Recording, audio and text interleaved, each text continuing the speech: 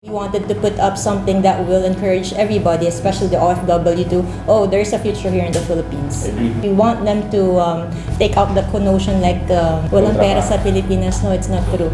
We've seen it for past couple of 5 years. Projects are there. The buildings are coming in and out, and from north to east, it's there. That's what we want to impart to everybody. There's really a job here in the Philippines. Yeah.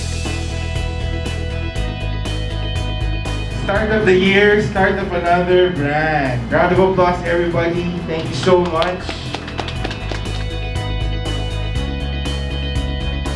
We, as the representative of the former OFWs, and one of us will become former OFWs soon. This is what we want to impart to everybody, that we will always come back home. Right? Yes. Right, guys? Yeah, so we are happy for a new start. Yes. Yeah. Thank you very much. To formally start po, please introduce yourselves, starting with the lady. Yeah, I am Architect Joanna Paula Natividad.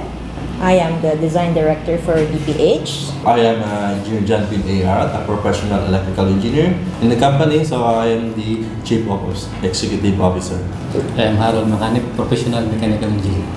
The name of the company is Builders Solutions Incorporated. So it is focusing on design, consultancy, general contractor, project management, facility management. Basically, we do design and build services locally in the Philippines. So we are focusing on more of the sustainability design and construction in a holistic approach. That's what we have in our tagline, which is building projects in a holistic approach. Actually, we are a group of friends who used to work back in Qatar. We met there, we became friends, and we just started on dreaming of, like, it's just a joke, like thinking like, ano kaya tingin niyo kung magbuo tayo ng company? So we're joking around, especially here in Junior Hall, we would just laugh, and suddenly we came here. It's here. The dream came true, and everything became possible with the help of God, of course. Thank you. The name is BPH Builders Solutions Incorporated. So it's BPH is an acronym from our name. So I'm the Bean. And I'm P, Paula. Paula And Harold, yeah, but we really don't want to put it into marketing side like, okay, it's BPH, this is our first name. But basically, we are following a holistic approach into building projects. That's why BPH, building projects in a holistic approach. So in terms of client, who are we targeting po locally? Yeah. Like commercial or private? So we are dealing with the private clients, residential, commercial, industrial. So we are also eager to work also for the bigger company.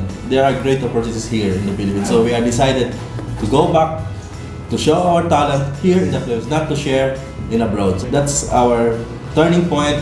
We will work here in the Philippines, that share our talent to the young people. To settle in the Philippines is very hard for us. So this is a challenge also to them, for all the Ws.